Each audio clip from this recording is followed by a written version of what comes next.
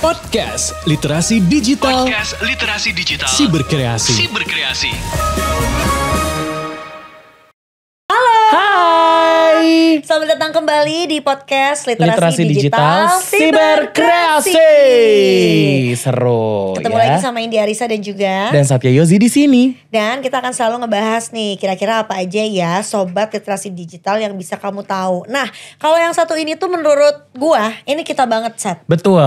Betul, ini aku cukup semangat untuk mengulik ya, untuk digging gitu. Betul di sini. ya. Karena sebetulnya seputaran apa yang lagi happening banget di era digital ini dan Betul. sangat erat kaitannya, sangat relate dengan Gen Z. Betul, kita bakal ngebahas banyak hal lah tentang tentang ada KOL, kita mau ngebahas tentang sosial media juga. Kan kita influencer ya. Influenza kali ya. Oh ya, jangan H5N1 flu burung gitu kan ya. Astagfirullahaladzim, baru aja Besok kita lagi. Betul. Survive dari 2020 sampai 2022 ya Betul ya, jangan lagi. Thank you. kan. Kita sebagai generasi milenial yang sebetulnya mepet-mepet Gen Z, jadi can relate banget ya. Karena kebetulan kita juga ada di kurang lebih sama lah ya, kreatif industri. Betul. Yang kurang lebih kayak ketemunya sama orang-orang ini, kemudian juga ketemunya sama hal-hal yang dilakukannya tuh mirip-mirip lah. Betul, dengan sesosok beliau ini ya kan. Betul ya, sobat literasi digital. Nah, kita ini sekarang pengen ngobrol sama salah satu perempuan yang ini bisa jadi karirnya juga bisa menginspirasi kamu yang kayaknya pengen banget dan ngerasa seksi banget ngedengar kata-kata startup. Betul. Benar. Karena kalau misalkan kalian tahu, nanti kalian tahu bintang tamunya, kalian search di LinkedIn, itu pasti kalau di print out itu CV-nya 3 page lebih ya. Wah banyak ya. Ya. Dan kalau gitu langsung aja, ini sama Satya bakalan ngobrol sama Head of Community Marketing di salah satu media digital di Indonesia. Sekarang di studio udah ada Kak Stephanie Sekar. Kak Stephanie Sekar, halo. Ya ampun, auranya Kak Stephanie Sekar tuh ini ya, Head of Marketing banget gitu. Betul. Ya kan? Gimana kabarnya Kak Sekar? Alhamdulillah baik. Baik, luar biasa. Kalian gimana? Baik. Baik happy. banget, happy banget. Dan banyak uang. Betul. Amin. Manifesting kalau kata teman-teman Manifesting. sekarang. Betul. Dan juga stay dulu. Ya. Alias kita harus deny kalau kondisi sedang tidak baik. Betul. Delusional aja dulu. Yang penting kita baik-baik aja pokoknya. Jadi kalau ditanya orang apa kabar, famous and gorgeous gitu. Ya kan? Bagus loh itu Bagus framing kan? ya. Bisa jadi rapper ya. Betul, famous and gorgeous ya. Kalau aku ngelihat Kak Sekar ini ya, mungkin kalau misalnya sobat literasi digital juga pengen ngelihat bisa di search aja langsung di @stephanie_sekar. Kak, aku tuh bisa bilang ya, kamu tuh living work life balance. Karena kebanyakan di antara kita kan work balance doang. Iya, ya. iya. Kalau Kak Sekar itu kayaknya liburannya, healingnya juga pas. Oh pas. Iya, karena kerjaan itu berbanding lurus dengan dia liburan. Oh gitu. Makanya Karena happy seger dilihatnya. karena ada tiang pondasi yang kuat yaitu Duit. Ya betul. Dan juga ada waktunya. Waktunya. Sekar betul. punya waktunya. Punya waktunya. Tuh. Sekar sumpah, aku seru banget loh lihat kamu. Karena kan kita dikasih skrip tuh lihat dulu kayak portofolio kamu. Betul. Oh iya. Iya kita. Aku baru tahu Kita semua. perdigingan ini kan. Karena kan kita musical check ya. Betul. Seperti yang kita sharing sama teman-teman semua di literasi digital ini gitu. Terus ngelihat profil kamu di sosial media. Wah kayaknya kamu tuh living Jakarta's life yang dikit-dikit ada uang dikit. Kayaknya kita langsung beli tiket ya. Iya. Iya gak sih? Iya, kayaknya begitu gajian masuk orang bayar cicilan, kalau Kak Sekar tiket pesawat ya. One way tiket dulu aja. Iya. Pulangnya gimana? Pulangnya gimana nanti? One way tiket aja dulu. Tapi ya itu kan? bener. Tuh kan. Tuh gue udah feeling kalau misalnya itu tuh pasti kayak gitu orang-orang work life balance Jakartans ya. Ya. Kak Sekar, tapi kalau misalnya bisa dibilang ya tadi kita udah sempat tease juga kan di awal. Banyak tuh Gen Z yang sekarang tuh kayaknya dengar kata startup, gue pengen kerja di startup. Kelihatannya tuh kedengarannya tuh kayak menarik banget. Terus kayaknya tuh relate dengan kehidupan sehari-hari. Yes. Kalau Kak Sekar tuh awalnya tuh gimana sih bisa sekarang ada di salah satu digital media di Indonesia itu ya. Yang inisialnya F. Female Daily ya, Ini inisialnya Ini F. di menit 570 ya. Oke. Gitu. Kak, tapi sebelumnya kalau kita flashback lagi sebelum di sana, kamu tuh udah melanglang buana juga Betul. nih Sat ya. Yes. Sempat di Shopee, di Lazada. Tuh benar-benar pindah dari keranjang kuning ke keranjang pink. Iya betul. Terus udah gitu di Tix ID juga. Yes. Itu tuh gimana sih Kak awalnya tuh emang kayak kebetulan aja atau dari awal tuh udah ditargetin kayak Gen Z zaman sekarang gue pengen di startup. Oke. Mungkin kalau aku boleh summary yang agak sedikit panjang. Jadi pertama aku itu kenapa awalnya di startup. Awalnya tuh aku emang pengen belajar satu hal yang nggak sesuai sama ini aku sih, sama kuliah aku sih. Jadi kalau misalnya boleh share dikit. Dulu aku kuliahnya tuh fashion marketing management. Anak fashion.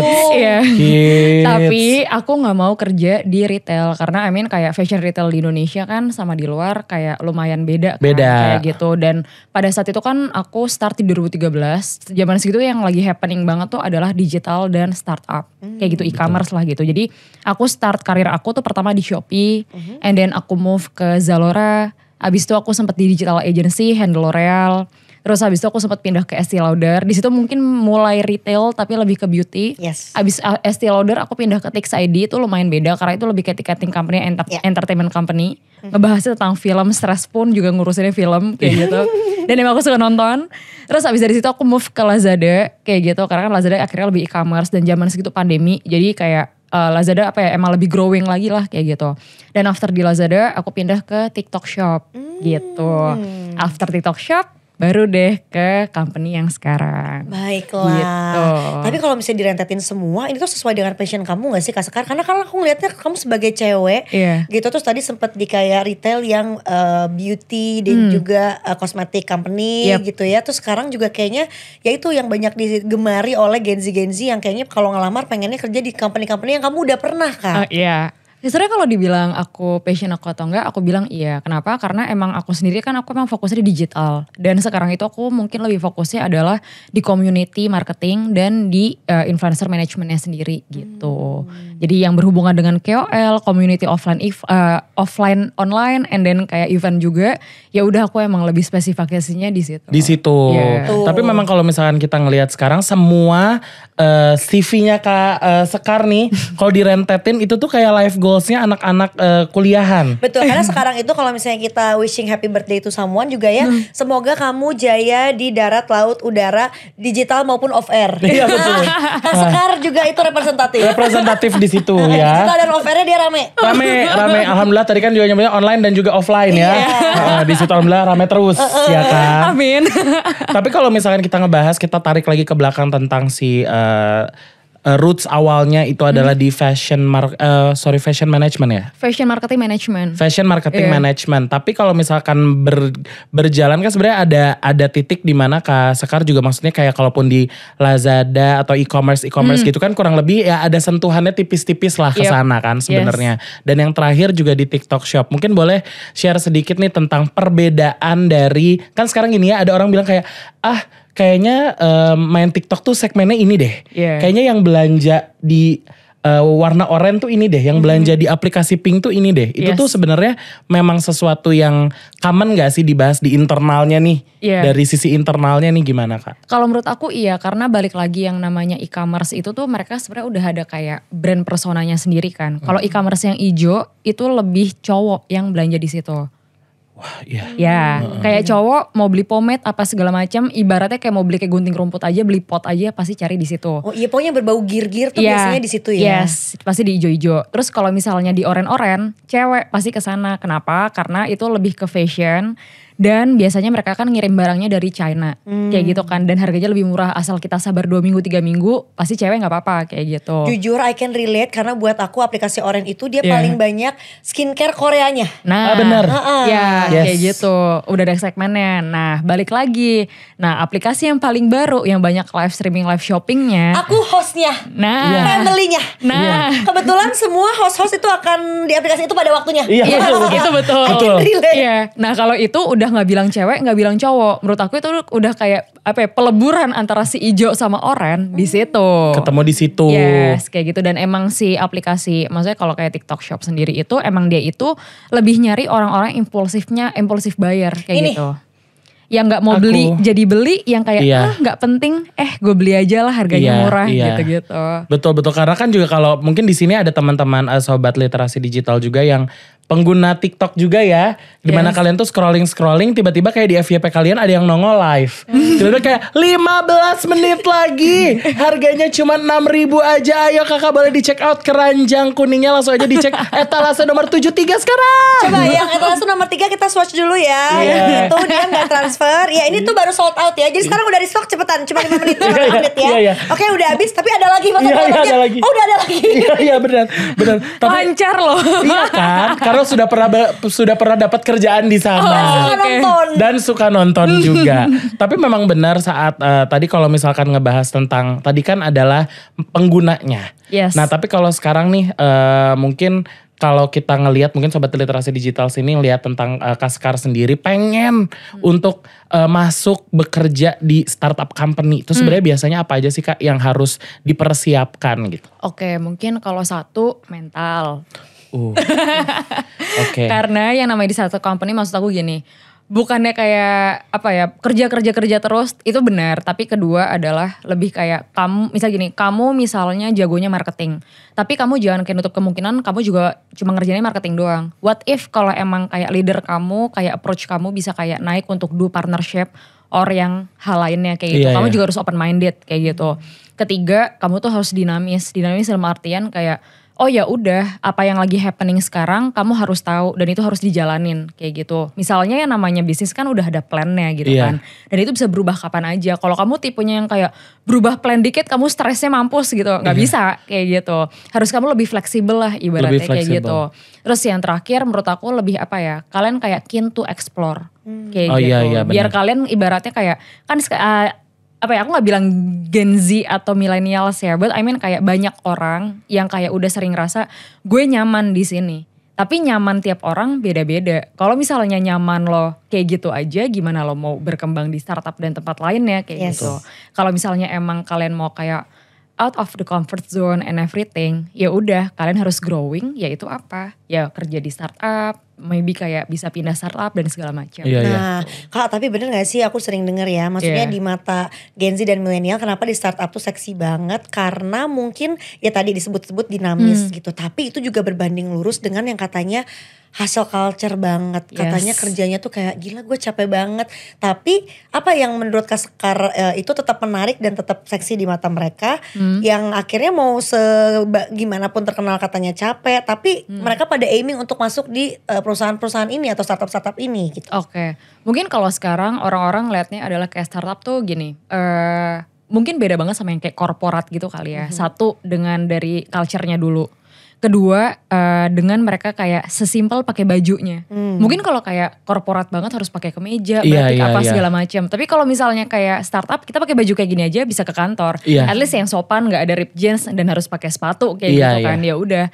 Terus sisanya sendiri anak-anak itu tuh apalagi kalau anak-anak zaman sekarang mereka kan lumayan logis dan kritis kan.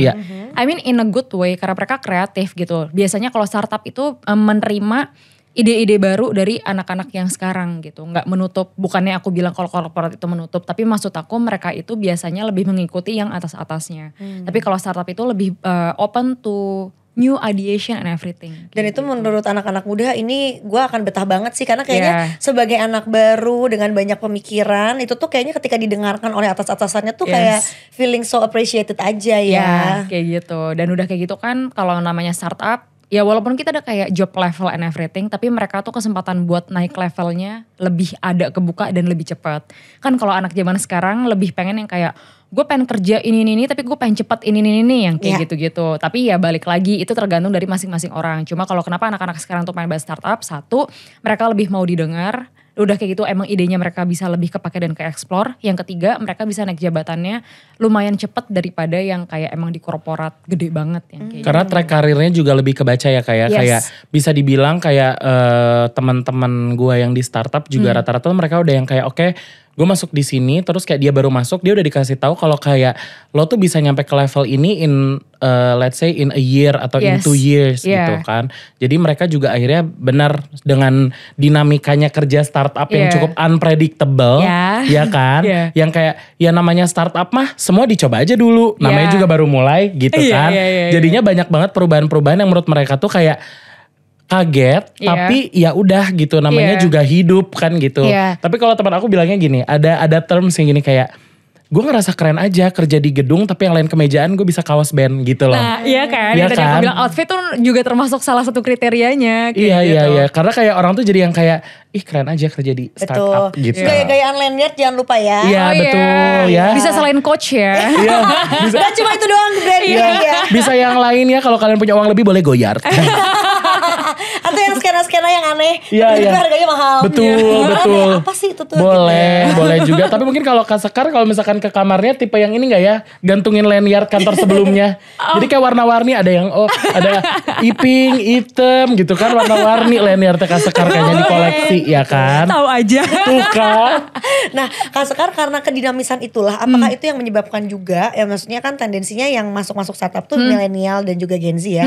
Itu bikin mereka akhirnya cepat gitu pindah-pindah dari satu startup ke startup lain. Maybe apakah lo bisa relate ke situ juga? Oke, mungkin gue bisa relate karena maksudnya gini, nggak orang bilang juga sih, gue juga ngerasa gue kutu loncat gitu. Dalam artian gue cuma maksimal di satu kantor tuh 2 tahun. Sisanya tuh ada yang kayak 6 bulan abis itu gue pindah-pindah. Cuma menurut gue tuh gue ada alasannya, bukan karena gue bosenan, tapi kayak gue pindah di setiap company tuh alhamdulillah di approach sama company yang selanjutnya.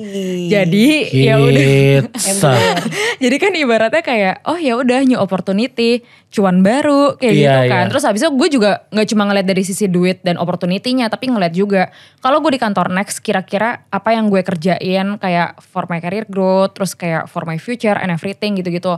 Masih lumayan balance nggak sama kehidupan gue di luar kerjaan, itu juga sekarang aku mulai pikirin banget yang kayak gitu. So that's why kayak aku makanya kayak ya udah, aku sih nggak masalah ya, maksud aku kayak aku mau setahun di kantor A, mau 2 tahun di kantor B, apa segala macam, tapi yang penting karir aku tetap growth kayak gitu. Karena balik lagi yang namanya digital itu kan nggak cuma melulu satu doang kayak gitu kan. Yang hari ini sama besok aja beda, yang tadi pagi sama malam ini aja beda. Bisa kayak beda. Gitu.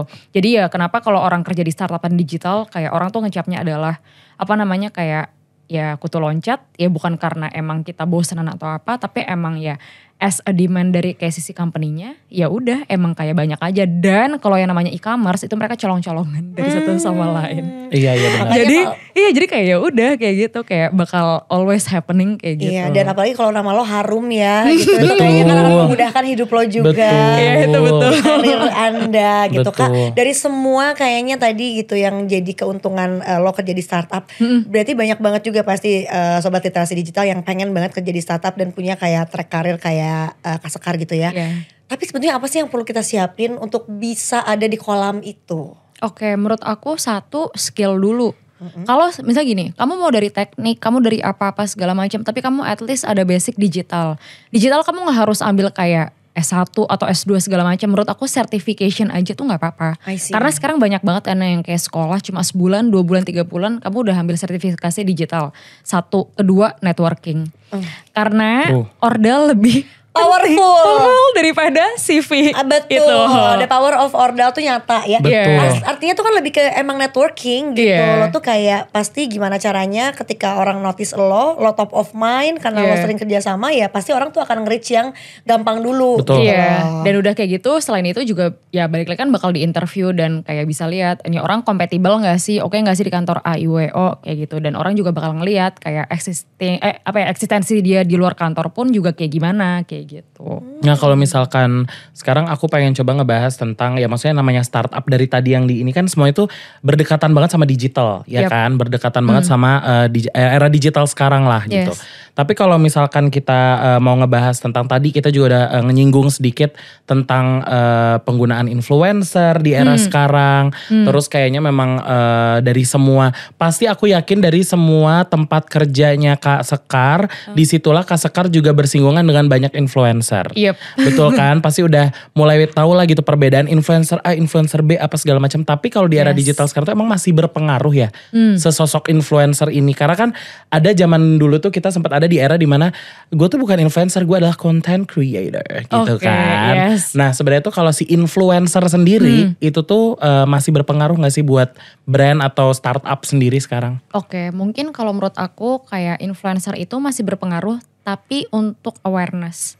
Oke. Kalau misalnya sekarang itu brand-brand rata-rata ya mereka sekarang ngeluarin spend uang untuk KOL, untuk influencer ataupun untuk content creator, mereka akan aimnya adalah gue mau baliknya ke sales kayak gitu. Iya. Nah balik lagi tergantung objektif dari campaign ini atau dari brand ini pakai influencer tuh buat apa? Awareness kah, engagement kah, sales kah kayak gitu. So that's why itu masih pengaruh tapi balik lagi tergantung dia goalsnya tuh end goalnya mau apa. Kayak gitu. Berarti sebetulnya bener ya Kak, maksudnya penggunaan KOL atau influencer ini dalam marketing-marketing di era digital tuh emang udah jadi aim gitu. Yeah. Jadi karena sekarang mungkin gak ada yang nyetak lagi selebaran flyer untuk promo gitu tuh Gak udah ada. enggak ya Iya, Kak iya. ya. Gak Oke. ada. Nah kalau misalnya buat teman-teman nih mungkin perbedaannya tuh apa Kak untuk tadi tuh? Ada kan yang katanya dulu sempet rame tuh di kayak forum-forum ketika dia ngendorse satu orang yang katanya KOL atau influencer, taunya pas dia naikin postingan salesnya kok nggak nambah dan nggak ada followers yang nambah juga. Yes. Padahal banyak yang katanya bilang bahwa itu tuh nggak kayak gitu, itu tuh bisa untuk long termnya karena yang penting tuh orang tahu dulu tentang brandnya, top of mind dulu. Nah Yes. kalau strategi yang Kak Sekar selama ini lakukan di beberapa perusahaan yang udah pernah tuh kayak gimana sih? Oke, kalau misalnya ya belakangan ini apalagi pandemi ya. I mean kan pandemi kan ngaruh banget ke banyak hal kayak gitu kan, terutama masalah budgeting misalnya contoh kayak gitu. Jadi sekarang jatuhnya adalah kayak kita pakai KOL atau influencer yang efisien misalnya kayak gitu. Satu, kita lihat dulu dari sisi brand sama si KOL atau influencernya ini brand personanya gimana, cocok nggak, target marketnya match nggak kayak gitu. Walaupun kita juga harus ngelakuin namanya A/B testing. Jadi kita coba sekelompok KOL yang udah biasa kita pakai plus kelompok KOL yang baru kita pakai. Kan di situ kita bisa compare dari result bakal kayak gimana. Cuma balik-balik lagi biasanya adalah kita ngeliat dulu kita akan pakai KOL yang berulang itu kalau emang dia itu bisa ngasih sales. Gimana cara kita ngukurnya? Biasanya sesimpel kayak contoh kita ngasih dia tuh kayak kode khusus misalnya kayak gitu. Misalnya kayak si berkreasi X Sekar. Nah nanti kamu bisa ngeliat tuh misalnya kayak aku bikin workshop misalnya kayak gitu sama berkreasi. Terus nanti bisa pakai kode voucher itu dan bisa dilihat kayak ditarik datanya kira-kira emang audiens yang tap in sama aku dan sama si brand si berkreasi misalnya kayak gitu ada berapa orang sih kayak gitu loh. Jadi dengan kita spend uang dan apa yang bakal kita dapetin itu bakal seimbang kayak gitu. Terukur ya jadinya. Iya. Karena benar juga tadi saat Kak Sekar bilang tentang kayak ya goalsnya apa dulu nih si brandnya. Iya. Ya kan lo mau narik sales atau mau awareness doang. Kalau awareness Yes. doang mah ya siapa aja ya Bisa. bisa sebanyak-banyaknya Iya. mau dari nano kayak mikro kayak Iya. mikro makro mikrobiologi apalah lo pakai tuh kan semuanya kan. Makroekonomi. Makroekonomi lo pakai lah tuh semuanya kan. Iya. Tapi kalau udah misalkan direct to sales tuh baru Iya. jadi akan beda ya karena Yes. harus ngeliat juga buying power followersnya dan Yeah. lain-lain itu tuh juga ngaruh. Yeah. Karena aku pernah waktu itu ikut satu workshop waktu zaman kuliah itu kita ngebahas tentang kayak ya kalau lo mau direct to sales lo nggak harus nggak harus pakai followers yang ratusan ribu, Yes. 20.000 aja tapi isinya CEO semua misalkan. Iya, yang kayak gitu. Jadi sebenarnya udah nggak bisa jadi patokan followers lo banyak terus lo adalah orang yang paling berpengaruh. Nah tuh balik belum lagi tentu. menurut aku bisa ditambahin ke community-nya dia sendiri tuh apa. Oke. Kayak gitu. Jadi- Jadi bisa dilihat lagi networkingnya dia siapa, komunitasnya dia apa, tap in gak sama brand itu. Malah mendingan kamu invest di orang itu tapi works kayak gitu. Daripada kamu kayak ngejajanin banyak orang tapi gak ada resultnya. Nggak ada Ibaratnya resultnya, kayak gitu. Tuh, berarti sebetulnya Iya. nih buat teman-teman yang juga sekarang mungkin berkarir ya menjadi seorang Betul. KOL atau mungkin let's say content creator yang orang lain anggap kamu adalah influencer, brand tuh diggingnya sejauh itu ya Kak ya. Yes. Jadi kalau misalnya lo masih ada yang beli followers ya, itu tuh ketahuan. Ketahuan. Karena mereka digging sampai siapa aja teman-teman yang follow ya Kak ya. Iya. Tuh, Jadi sampai dilihat juga tadi si community-nya juga karena Yes. akan jadi ketahuan berantakan banget ya kalau misalkan kayak pas dicek kayak dia menamai diri dia adalah beauty misalkan ya Iya. dia ada di community beauty tapi pas dilihat followersnya tuh kayak lo dari India, lo dari Malaysia Iya yang gitu kan. gitu-gitu kan agak gak nyambung kan. Iya, Dan iya, pas jangan lupa kalau nanti diminta Kak aku minta reportnya ya. Misalnya kayak followersnya kayak 100.000 tapi yang nge-likes kayak cuma 1.000. kayak Iya itu kayak akan kurang banget gitu Iya. kan. I mean kalau secara organik yang emang beneran organik harusnya lebih dari itu. Oke. Nah, tapi ini aku juga ada pertanyaan menarik. Pendapat Kak Sekar sendiri tentang algoritma Instagram yang berubah, Oke. yang ada beberapa account yang sekarang likes-nya udah gak kelihatan. Betul. Itu kalau dari brand ngeliatnya dari brand gimana? ngeliatnya gimana sih Kak? Sebenarnya kalau misalnya nggak kelihatan itu kan kita bisa ngeset kan, kayak hide likes counts. Oh itu bisa ya? Itu bisa. Tapi sumpah itu bisa. Kamu bisa set di settings. Nah tapi balik lagi kalau aku brand and then kalian itu influencer kayak gitu. Aku akan tetap minta reportnya gimana. Karena kalau kalian lihat dari insight kalian gak akan bisa bohong. Gak akan bisa bohong, Yep, betul. kayak gitu. Oh jadi itu tuh hanya tampilan luarnya aja ya. Ya kenapa hide likes-nya diumpetin ya kayak tadi kamu bilang, what if kalau banyak content creator yang beli Beli followersnya followers. kayak gitu kan. Orang kan dulu bisa ngeliat, dia followersnya kayak 100.000 tapi yang nge-like kayak cuma berapa gitu. Ratus. Malu gitu Iya. kan. Nah dengan adanya fitur baru itu jadi kayak ya udah orang gak bakal ngebuka dan scrolling sampai segini, gak mungkin ngitungin satu-satu ibaratnya. Iya kayak benar gitu. juga. Tapi akhirnya dari sisi brand pasti juga akan minta reportingnya dan lihat insight-nya segala Yes, macam ya. Betul. Oke Kak Sekar, terus nih misalnya kita udah deploy gitu ya, influencer, kita udah kerahkan nih teman-teman yang bertugas di lapangan, Betul. di sosial medianya masing-masing. Nanti apa tuh yang mesti kita lakukan as a brand gitu? Karena kan nanti orang akan ngelihat, cuma di situ kan katanya penentuan ya, apakah Yes. orang tuh ketika ngelirik, oh produknya emang beneran sabi atau ternyata kayak ternyata pas dilihat produknya juga kurang gitu. Nah Oke. itu dari brandnya mesti ngapain strateginya? Nah balik lagi sebenarnya kalau kayak brand itu produknya bagus atau enggak itu kan sebenarnya objektif dan subjektif kan. Tapi balik lagi storytelling kamu gimana kayak gitu. Kalau misalnya produk kamu kayak kurang tapi storytelling kamu bagus banget, ya udah orang akan percaya kayak gitu. Balik lagi nggak semua brand itu suka hard selling kayak gitu. So that's why kalau misalnya di TikTok dan sekarang di Instagram juga orang-orang tuh lebih kayak kalau mau review produk atau kayak promoin produk tuh lebih soft selling, jadi storytelling kayak gitu loh. Jadi nggak langsung kayak harga 100.000 gini-gini lo bakal dapat gini-gini, enggak. Biasanya kayak aku pakai ini udah seminggu kayak gini nanti kalian lihat resultnya, tunggu di part 2 ya kayak gitu.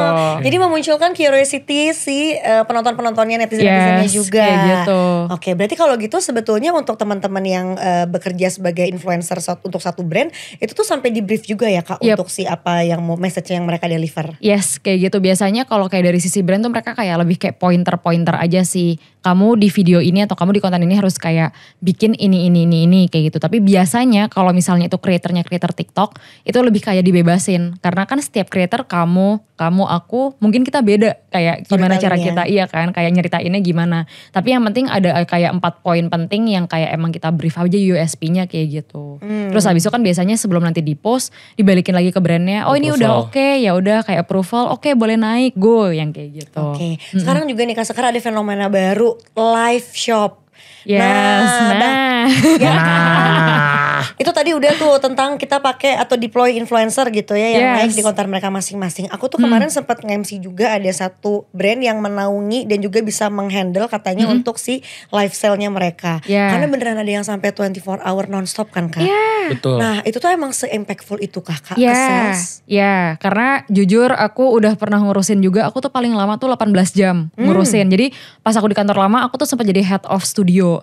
Jadi ya apapun yang terjadi di studio tuh aku ngurusin gitu lah. Dan itu 18 jam, bener 18 jam. Kita ganti-ganti shiftnya berapa orang gitu-gitu. Dan itu untuk kayak drive ke salesnya emang oke banget. Tapi tergantung dari apa ya ibaratnya tanggalnya apa. Kalau pas zaman aku segitu tuh yang paling works itu adalah pas 12-12. Oke. Gitu, nggak mungkin dong setiap bulan kamu kayak Belanja. ngelakuin belanja. Terus habis itu kan kalau 12-12 dengan kamu live shopping selama itu durasinya lama.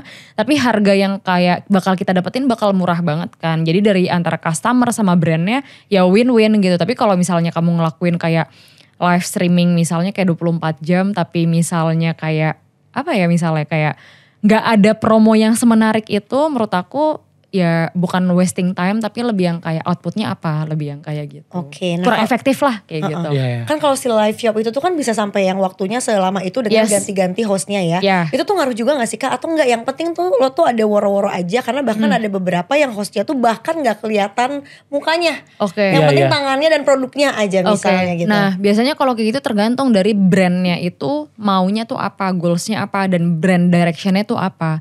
Kalau misalnya emang mereka nggak masalah dengan yang kayak mereka jualan 24 jam ganti-ganti host segala macam. Gue gak peduli hostnya gimana, gue gak peduli resultnya gimana, tapi yang penting jualan kayak gitu. Tapi mereka mungkin udah mikirin juga dari production cost-nya. Karena kan kalau misalnya production cost itu juga ngaruh kan.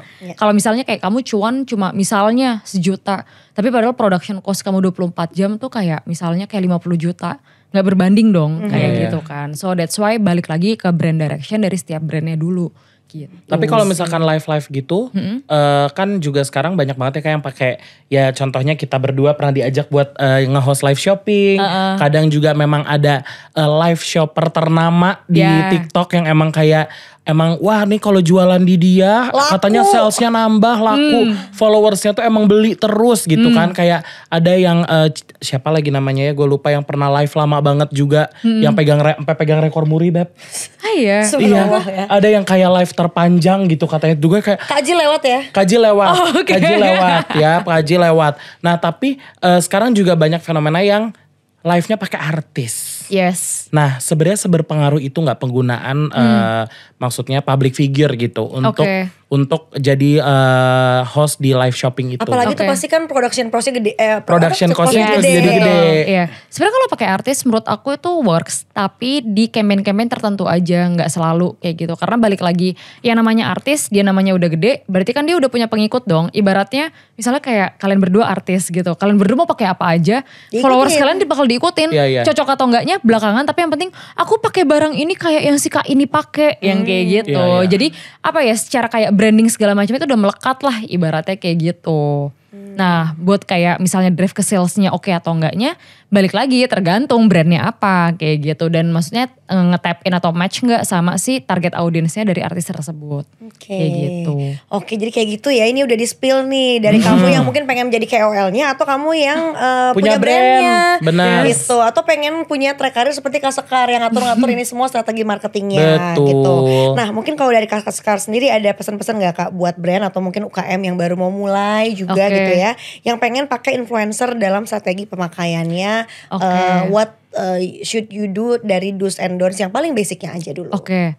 Nah ini aku juga udah sempat ngobrol-ngobrol juga sama beberapa UKM gitu kan. Biasanya mereka tuh problem nomor satunya budget, dan kedua mereka gak pede sama brandnya sendiri. I see. Jadi kalau misalnya aku bilang, satu, kalian harus pede sama brand kalian sendiri kayak gitu. Kedua, masalah budget itu bisa diatasin. Kenapa? Karena gak semua yang namanya kita pakai content creator, KOL atau influencer itu harus bayar. Kalau emang dari sisi brandnya kalian udah oke, produk kalian yang kalian tawarin tuh bagus, kalian pede aja. Kedua, kalian bisa tawarin mereka dengan barter value. Misalnya kayak, Kak aku brand baru, produk aku ini, tapi kita tuh pengen banget kayak minta tolong ini buat kakak coba, kalau emang kakak mau boleh di share di sosial media kakak, tapi kalau enggak boleh kasih input ke kita apa yang oke apa yang enggak. Sesimpel kayak gitu aja. Iya, benar. Betul. Kayak gitu. Bahkan beberapa teman-teman gue juga yang kayaknya kita bisa bilang influencer, terus engagementnya tinggi, dia aja sering yang kayak, guys ini kalau teman-teman ada yang mau gue bantu, boleh gue reviewin gitu tuh banyak loh. Banyak, Iya benar, kayak benar, gitu. benar. Jadi balik lagi juga pemilihan ke KOL-nya tuh siapa kayak gitu. Dan ya balik lagi kalau dari sisi brandnya, intinya kalian pede dulu aja. Iya itu sih, Iya. itu gue setuju banget. Iya. Kayak harus sayang dulu sama produk kalian, Yes, iya. baru kalian tuh ya akan terpancar lah saat kalian menawarkan Yes, produk kalian betul. ke orang gitu Iya, kan. karena balik lagi produk kalian kan juga bakal naik. Satu, iya dari sales, tapi kan lagi-lagi dari networking. Betul. Yang kayak gitu. Balik Jadi- lagi ke order. Betul. Iya. Dan yang penting tadi juga cintai produk sendiri. Betul. Ya Yes. kan? Oke Kak Sekar, thank you banget ngobrol-ngobrol. Kak Sekar, thank you, seru banget. Seru banget. Aku sih happy banget obrolan hari ini. Iya. Me jadi- too. Jadi kita tahu ya tadi dari berbagai angle gitu. Aduh banyak banget lah, dari per startupan, Betul. kalau kita review lagi, terus udah gitu dari brand-brand, dari pemilihan KOL influencer, dan dari yang mau mulai-mulai menggunakan jasa mereka juga. Betul. Yes.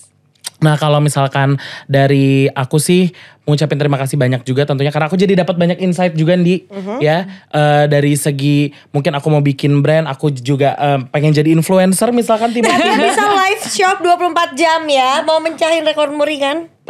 Nanti dulu aja ya, rekor ibu bapak aku aja dulu aku beresin ya rekor ibu bapak aku dulu, katanya punya rumah dulu gitu kan, punya mobil, itu rekor ibu bapak aku loh, itu belum tercapai, nggak usah jauh-jauh ke muri ya, besok lagi. Oke. Besok lagi. Tapi boleh KPR gak kalau ibu bapak? Apa? Boleh Boleh KPR? Boleh. Aku boleh KPR, tapi kayak ya gimana ya?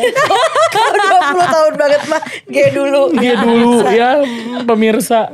Ya udah kalau gitu thank you banget sekali lagi kita udah ngobrol-ngobrol sama Kak Stefani Sekar selaku Head of Community Marketing di salah satu media digital di Indonesia Yes. ya. Thank you. Ya udah kalau kayak gitu Sobat Literasi Digital jangan lupa untuk cek-cek episode berikutnya. Ketemu Betul. lagi barengan sama Indi di episode yang lain. Bye. Dan juga Satya tentunya. Bye-bye. Podcast Literasi Digital Podcast Literasi Digital. Siberkreasi. Siberkreasi.